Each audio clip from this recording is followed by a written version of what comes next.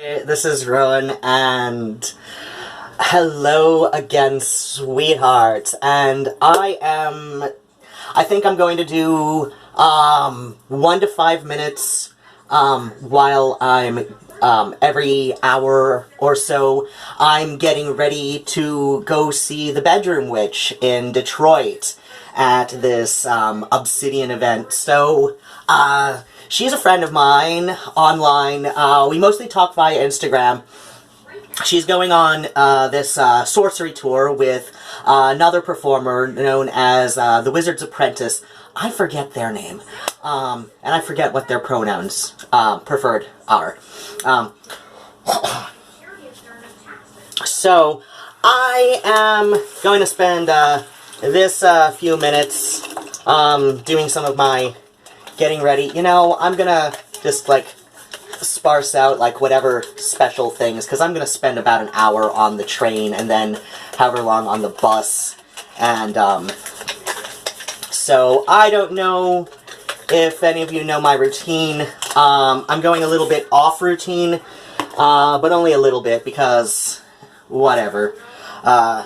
Usually I get out of the shower, but I showered last night because I wanted to set my hair in finger waves and chignon in back. And because of the finger waves, I didn't have my CPAP on. I kind of slept face down for the most part. I apparently woke up on my side. I don't know how that was comfortable. My guess is I'm just so used to sleeping with all sorts of equipment on me that it just doesn't matter anymore. My antiperspirant routine, yes, salt crystal, then baby powder, and then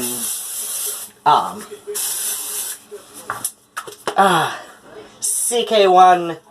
This is the all-over body spray. It's basically, you know, the deodorant thing.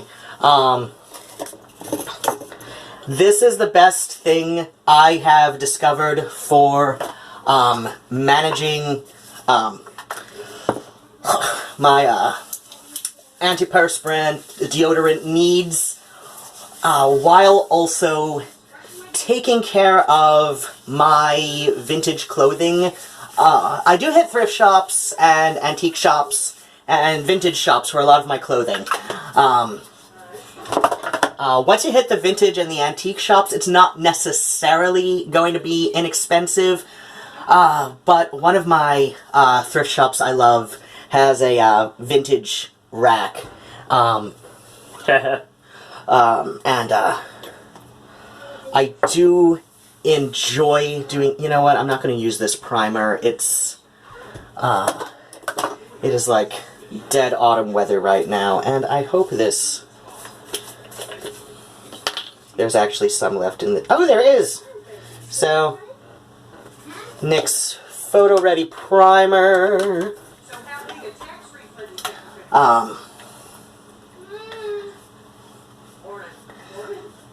But yeah, after I got out of the shower, then I, what's it called? I usually, use, the, detangler on my hair. As to how somebody who is literally half blind can find that without his glasses, that's just, it's just a skill you pick up when you've got low vision. It's,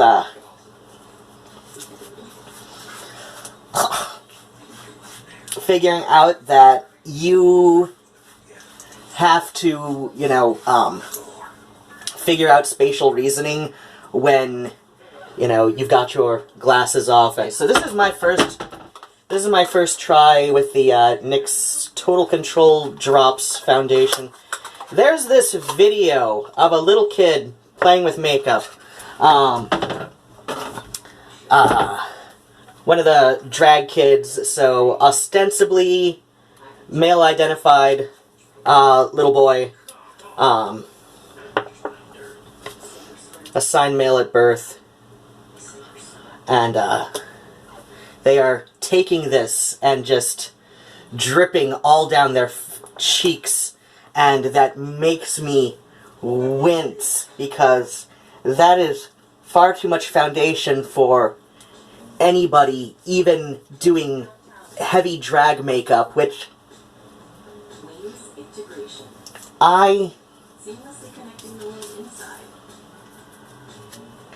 even being gender non-conforming, I don't do your typical heavy drag makeup. I know how to do it, I just don't like doing it. That is just far too much makeup on my face. Because, like I said, I've got textbook combination skin, so in summer, if I'm wearing a foundation, I like it to be either a matte stick, so like a cream to powder kind of stick, or just straight up powder over a primer for my foundation. But when it's colder, and my psoriasis, because I get psoriasis outbreaks here and here, in addition to here and here, and you might have noticed I shaved off the chops. Sometimes I like to grow them out in the winter, not always. I've been feeling mildly dysphoric from constant misgendering, which I guess I don't exactly blame people, since I am 4'11", and I'm very, very cute.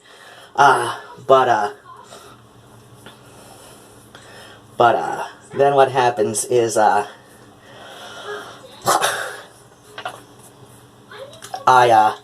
shaved them off because there was a huge blackhead right about there, and that is why I shaved them off for, would have been 4 years until about a month ago in the first place. And, so I'm like, you know what? That's why I shaved them off about 4 years ago in the first place, so I don't know why I let that kind of nonsense override my preference to not have blackheads. So I'm going to see how I like this. I like this feeling. It's very sheer. It's very, very lightweight. And when I mean sheer, I mean like more, like it's got a light feel to it. And like I said, it's a very, very lightweight. I like how it feels. I think this might be my full-time cold weather foundation. And, you know, when it's hot and humid, I'll use the powders. Depending on what I'm doing, sometimes it's a pressed powder, sometimes it's a loose powder. I do have a pressed powder compact in my backpack for touch-ups, but white. Do I want a white pearl base, or do I want? I'll do black base. So, one of my favorite videos, and if you want to see it, just like leave a comment, and I will respond with a link to that video. One of my favorite videos that I saw recently is, oh shit, I have no idea how to pronounce her name. I just remembered this. She's got a heavy Eastern European accent, though. I can't tell if it's Russian or just generally kind of, or like some other kind of Slavic. It sounds vaguely Slavic. She did this video, you can probably search it, it's entitled 1920s Fashion Isn't What You Think. And I absolutely love 1920s fashion. I've got some pictures. If I feel like it, I might insert it here.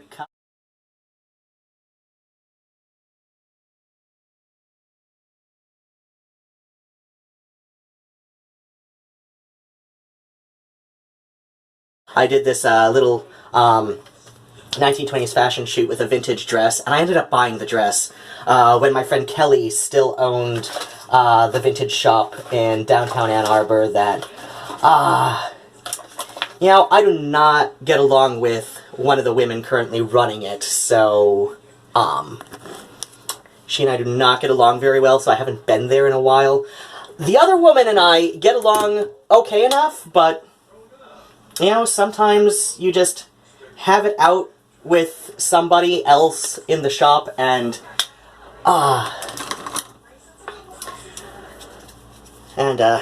you know, there you be. But yeah, I did actually, authentic enough 1920s makeup, you know, authentic enough to what I could afford to acquire. Yeah, I did, so, 1920s makeup, it's not like it was in silent films. 1920s makeup, yes, this was the first time that, women went out wearing visible makeup, but when you consider that, the makeup that women tended to wear prior that was, just basically like a pressed powder and, the old adage, I don't know if you remember that episode of The Simpsons where, Marge's mother goes, whores wear rouge, ladies pinch. I don't know if that was quite her character's accent in there. But yeah, that was very much a thing prior to the 20s. So in the 20s, suddenly we had women, like wearing rouge, and specifically in a way that, it wasn't, it clearly wasn't like, pinching cheeks until you had a blush. It was like, it began with a little, I can demonstrate here. Even though I like to go down, but, so like this would be, I'm watching in the mirror up there. I mean, this is a lighter shade than would have been generally used a lot of times. Where did I put that? Oh, so here's the one that actually, no, I think I used a, what did I use for that shoot? I think it was my stick, but, for nighttime, it would have been something along the lines of this, like a brighter red that stood out a little bit more, but this would have been close enough to a daytime rouge. I think I used that one, but something like that, but more of like, I think it was definitely a cream format, and I remember that because I was doing my makeup on the bus, and it was easier for me to control a cream on the bus than a powder. So, yeah, this is 1920s style rouge, up in the cheeks, in the front of the cheeks, a very slight circle, blend out. Like I said, this is a color appropriate enough for daytime. I'm doing daytime rouge because I'm going out to, a concert with, goths and shit, and goths don't really do rouge. Noticeable eyeliner was also a thing that was all of a sudden quite then, but at the same time, it was far more subtle than silent films would let one believe necessarily. So,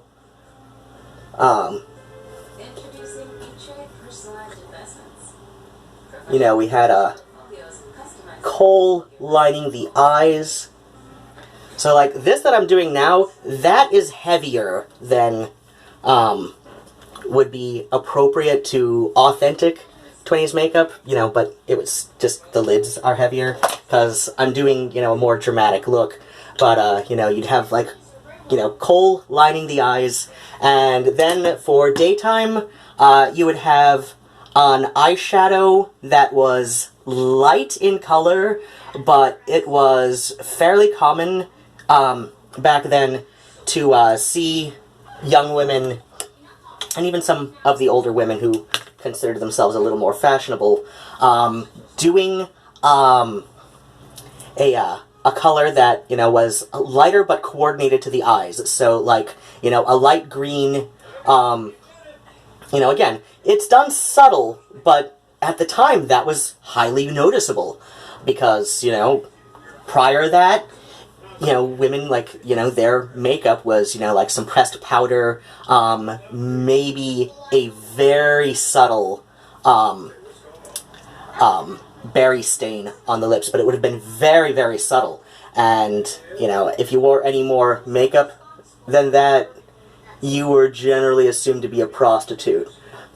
I mean, you'd notice, prior to the 20s, like, even performers, like opera stars and actresses, it was a little more subtle. I mean, it was still, visibly wearing some makeup because you were performing, but it was subtle compared to what, we see today. It was you know, very much in the adage of, you know, make it look like you're not wearing makeup at all. So,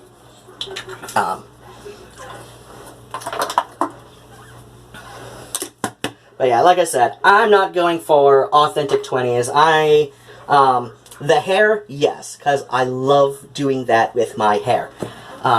As far as everything else, I don't have, you know, let me go this way. Mascara at the time, it was not commercially available, though, just because it was a, you know, a photo shoot. I put on a very, very subtle one. But, you know, women who would do, you know, anything to bring out their eyelashes, they would mix Vaseline and charcoal or fireplace ashes, you know, or like, you know, equivalent, like from a wood-burning stove, like ashes, with a little bit of Vaseline, and it would be painted on either with a, you know, very delicate brush, or just, you know, like swipe up very gently with the finger. So yeah, you see a lot of people doing like 1920s inspired makeup. It's usually not at all authentic to what the average person was wearing. That was here.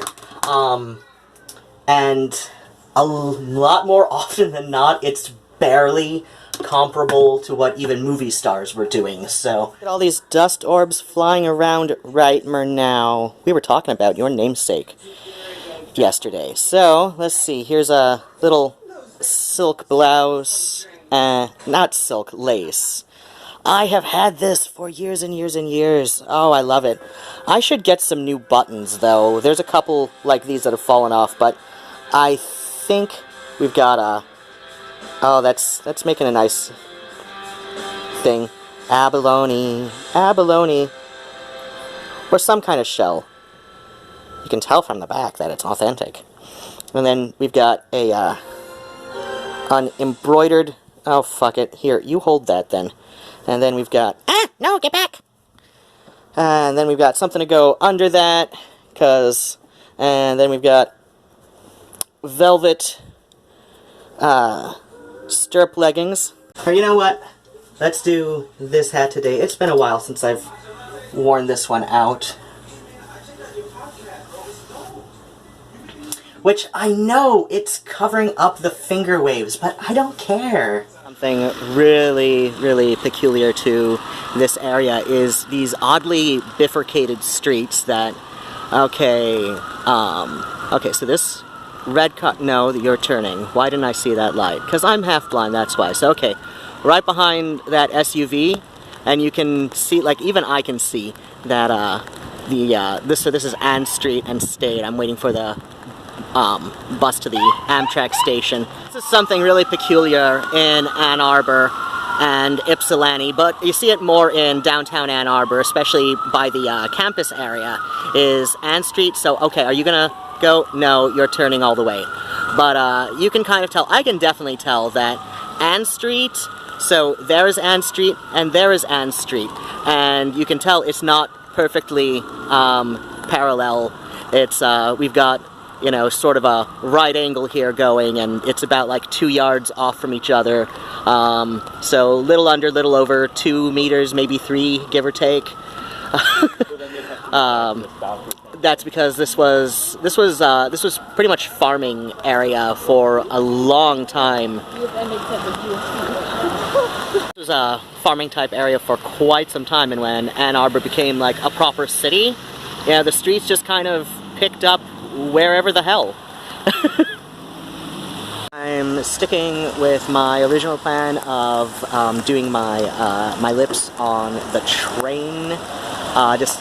It's a smoother ride than the bus, and I forgot to put on a nostril chain, which I really wanted to do. I'd been planning to wear my my one with the purple skull since last night, but the thing was going off telling me 10 minutes until, you know, it leaves. And honestly, like, I need that extra 10 minutes.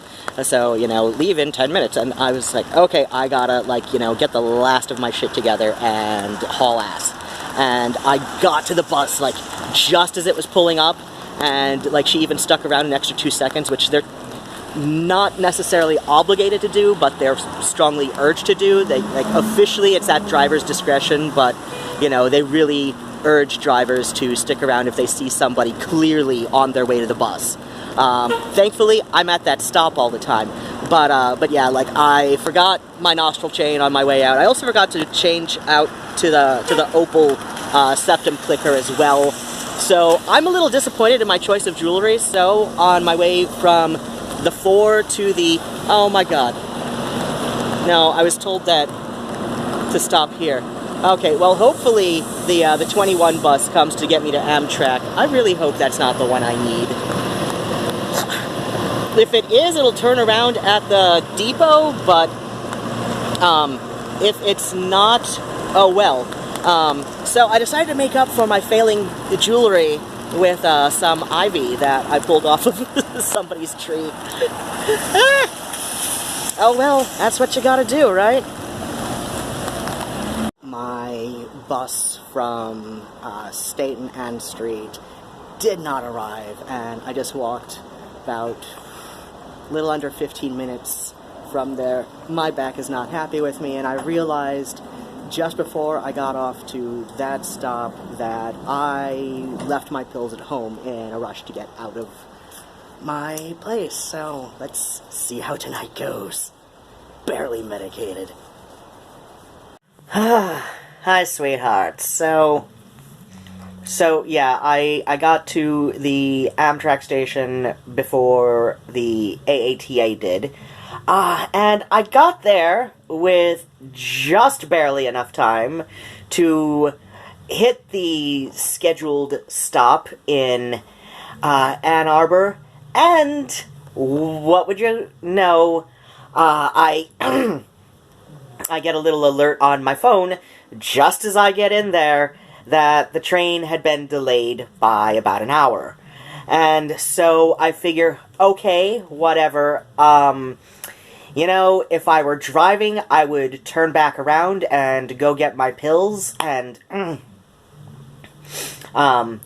jewelry that I wanted to wear, and then, like, haul ass right back to the train station, you know, because, you know, that would have been just barely enough time if I had, you know, a car, or even if I had a license and a car.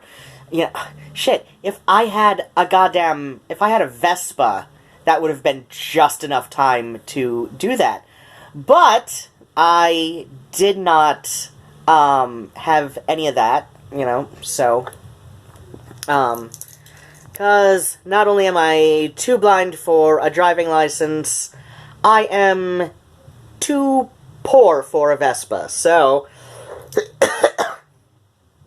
so then what happened, so I'm there, and it's about a good, 20 minutes before the new time the train is due, so my train was supposed to leave at 6:33 and arrive in Detroit at, like, 7:34.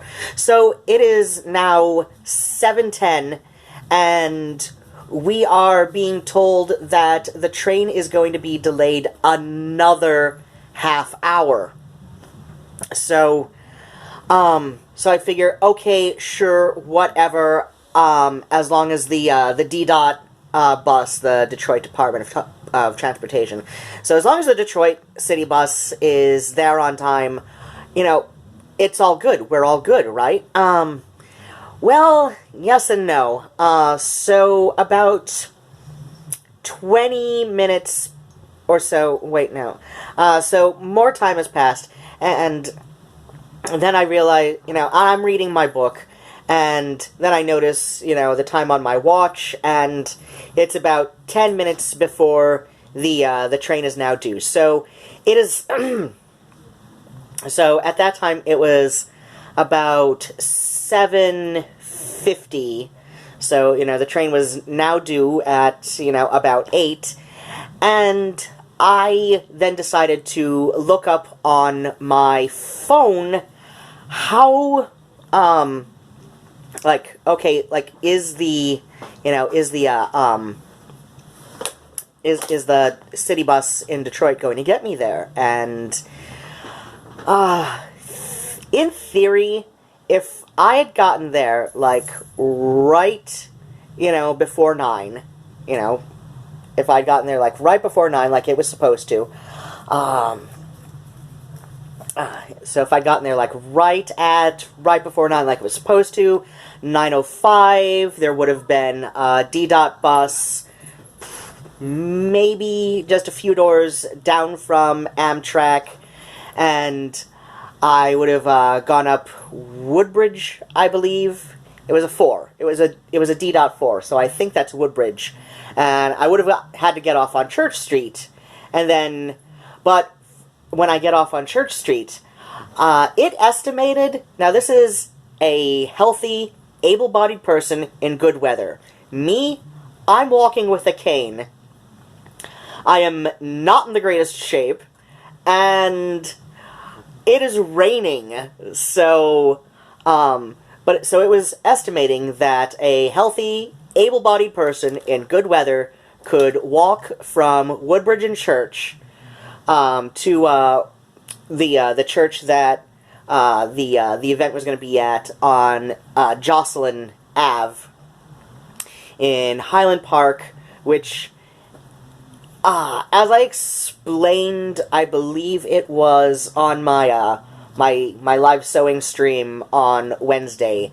Highland Park is an independently governed borough of Detroit, so, it's a neighborhood with it, in the city of Detroit, but, it did so more recently than Hamtramck did.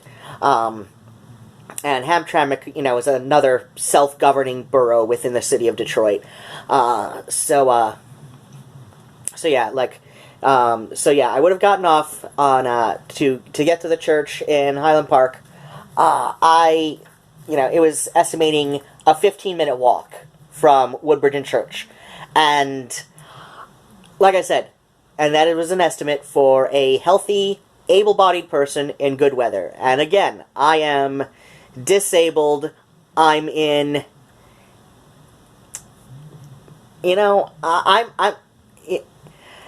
I'm surprised I'm in the as good enough shape as I am, but that's still not very good. So I'm not in the best shape, and it's raining.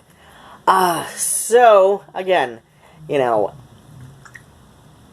we're expecting at least another 5 minutes on my walk, just from the rain alone.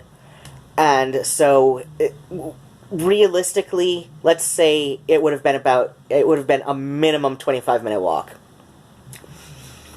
And this is after it estimated 20 minutes on the bus. So I would not have even gotten there until at least 10. And I am not familiar with this area. I'm barely familiar with... Oh, shit. I forget the freeway.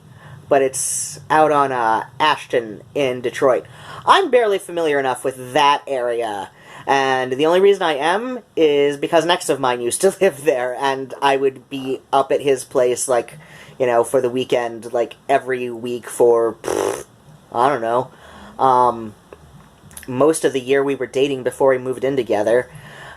So, again, like I said, we're looking at, around another hour, between the D-Dot and me walking. I would not have gotten there until almost 10, at the very soonest. And so realizing I had, under 10 minutes to make my decision on what I was doing. And so, doors were scheduled for 8. And I know at least, at all the events I've been to locally, and I'm including the Detroit area, because that's where most of them happen. So all the events I've been to in the last 20-odd years, yeah, it says doors at X time, but first band isn't going on for about an hour, so, and I don't know the order it was all going to be in, but again, I don't know the order it was all going to be in, because Sepher didn't tell me that much, but, there was a good chance I was going to miss the one performer I was definitely hoping to see, and, rather than chance it, it's, like I said, that I left without my pain medication. I had so far to walk, and I'm really upset about this.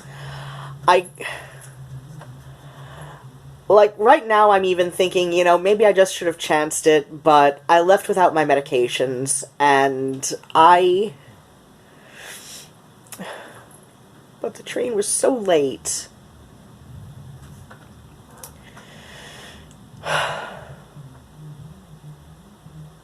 I really wanted to go. I really did. I really wanted to go, but I'm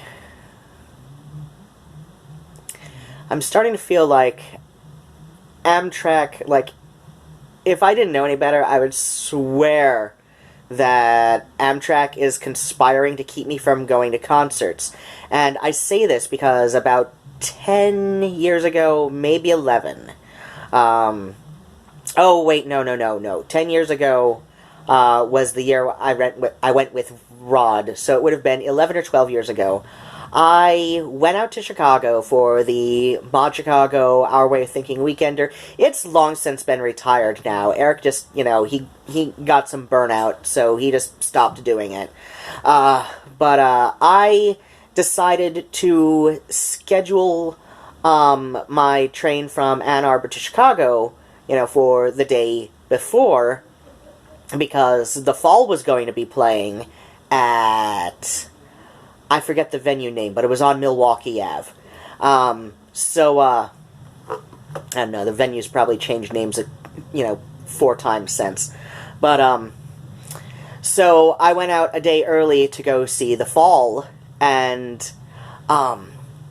the train I got, if it had arrived on time, I would have had plenty of time to dump my shit at my friend Sean's place, take a shower, and, change my clothes, and, take the, whatever, L train or whatnot to go to that venue, from his place in Hyde Park, to go out on a Milwaukee Ave and see the Fall. But that's not what happened. What happened was, the train, went from Ann Arbor to Jackson. As we were starting to pull into Jackson, we heard an announcement that there was a delay, that a dump truck had stalled on the track. The train coming back from Chicago hit the dump truck, and so they have to call in the tow trucks and everything, and have a crew remove the damaged part of the other train, and remove the dump truck so that we could even pull into the station. And you feel bad for anybody who was injured in that, which I hope wasn't too many people, but at the same time that stalled us by an hour. At that point I'm thinking, okay, I'll sacrifice my shower, and I'll just if I want to change my clothes, I'll change it in the lavvy on the train before we get there. And then we are out after we leave Kalamazoo. There was an electrical storm, and by federal law we had to slow the train to something in the area. I think he said only like 30 miles an hour or something. It was like, absurdly slow. It was absurdly slow compared to how, fast we had been going. But, he had, by federal law, he had to slow the train because there was a storm and it had knocked the power out of... No, wait, it wasn't whatever. It was outside of... we were almost to the state border. And so it had knocked a lot of power out in that area. So they had to slow down, because the power's out. If the lights aren't going, we got to go slow enough so that, people see the train and, we see, anybody, coming through, if they, did not see the train so that, we could, blare the horn or something. I don't know, whatever. We had to go really slow. That's the important part. And just as we got through the, so this slowed us down by damn near another hour. At that point, I'm thinking, okay, I don't have to, dump my shit at Sean's place. If Sean's there, because I'd already called Sean a couple times at that point. And I'm thinking, okay, Sean will be there, he was going to be there to meet me, and I will just, he can take all of my, he can take my luggage to his place, and I can just go from here to the show, since he had no interest in seeing them, in seeing the fall, and, we'll just, I don't know, he lived by Dunkin' Donuts at the time, so it's like we could just go out and get, donuts and stuff after I get back from the concert. Okay, so far, it's, I still have a plan, I was still going to see the fall, it was all going to go great, and then, right after we passed the state border, we were told that, due to the storm, there was a tree. We just got an alert that a tree had fallen onto the track outside Michigan City, Indiana. And, so we were going to slow to, we were going to slow back down again, see if the train could push the tree off, and when that didn't work, because the tree was too big, we got like 10 train crew to, go out and see if they could physically move the tree, and that didn't work. So then we had to wait another hour and a half for a track crew to come, more like another hour, for a track crew to come out from Michigan City, Indiana. So maybe we weren't waiting an hour for them, but it did end up slowing us down by another, like, couple hours total, because they had to come out with chainsaws to cut up the tree into parts that could be moved by, 2 people, at a time, and, just physically take these bits of tree off the tracks. By the time I had finally gotten to Chicago, the train was 5.5 hours late, and, the fall was pretty much done with their set for the night, and, but yeah, I'm starting to think that Amtrak does not want me to go to concerts, but I will figure out a way. So, I'm home, I'm on my back, waiting for some pain medication to kick in, and I used the money that I would have used for cover and bus fare when I got to Detroit, and I used it for a, there was a coupon deal on Domino's, something like $8 for a large 3-topping with a carryout, and I live about 2.5 blocks from one. The bus let me off, like, pretty much right outside the Domino's, and then I walk 2 blocks home after it's ready. So, I placed an order on my phone from online, with their carryout deal, and then so that I could get the 10 points for the pie rewards, I added on some bread bites. I just had, like, 2 slices, and the entire 16-piece bread bite. But then again, butter. Right? So, yeah, I think I'm good. I might munch on some of the granola that I packed for myself, but... oh, well. Alright.